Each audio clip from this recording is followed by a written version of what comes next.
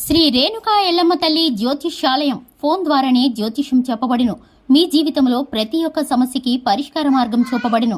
విద్య, ఉద్యోగం, వ్యాపారం, విదేశీ ప్రయాణాలు, కోర్టు సమస్యలు, రాజకీయం, వ్యవసాయం, రియల్ ఎస్టేట్, ధనం నిలకడగా లేకపోవడం, ప్రేమ, పెళ్లి, సంతాన సమస్యలు, భార్యాభర్తల మధ్య కలహాలు, చెడు ప్రయోగం, ఇంకా ఎటువంటి సమస్యలకైనా 100% పరిష్కార మార్గం చూపబడును. ఈ సృష్టిలో దైవశక్తి ఉన్నది ఎంత నిజమో దుష్ట శక్తి ఉన్నది కూడా అంతే నిజం. గురువు గారికి ఒక్కసారి నమ్మకంతో కాల్ చేయండి. Phone number 9704864697. మార్చి 4 తులారాశి వారికి సాయంత్రం 6:30 తర్వాత ఒక మహిళ వల్ల జరగబోయేది ఏమిటో ఈ వీడియోలో తెలుసుకుందాం. ఛానల్ కి స్వాగతం.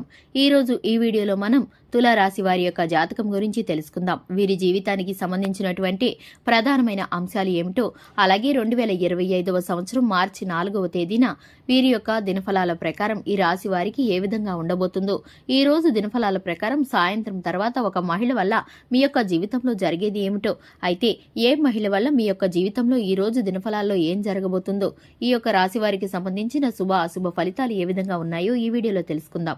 వీడియోని ఎక్కడా కూడా స్కిప్ చేయకుండా పూర్తిగా చూసినట్లయితే మేమేం చెప్పబోతున్నామో మీకు అర్థమవుతుంది. వివరాల్లోకి వెళ్లే ముందు ఛానల్ ని సబ్స్క్రైబ్ చేసుకున్నట్లయితే వెంటనే ఛానల్ ని సబ్స్క్రైబ్ చేసుకుని పక్కనే ఉన్న గంట సింబల్ మీద ఆల్ అనే ఆప్షన్ ని క్లిక్ చేసినట్లయితే మేము చేసే ప్రతి వీడియో నోటిఫికేషన్ మీ వరకు చేరుతుంది. ఇక ఈ రాశి వారి వ్యక్తిత్వాన్ని కనుక చూసుకున్నట్లయితే దృఢ సంకల్పంతో కార్యాచరణ శక్తిని కలిగి ఉంటారు. అనుకున్నది సాధించేంత వరకు వదిలిపెట్టని పట్టుదల కూడా ఉంటుంది. అందంతో ఆకర్షిస్తూ ఉంటారు.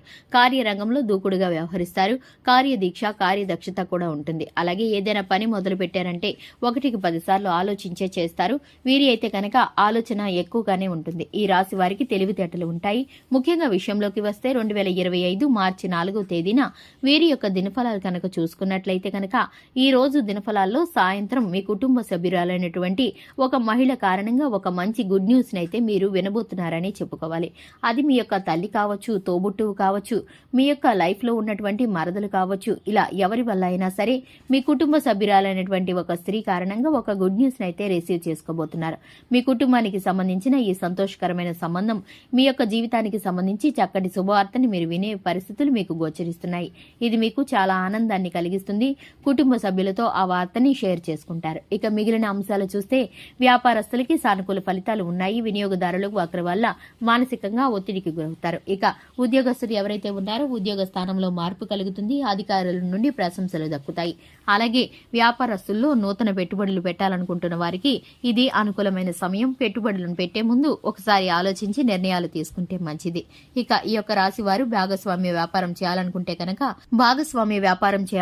కనుక అనుభవజ్ఞుల సలహాలు, సూచనలు పాటిస్తే మంచిది.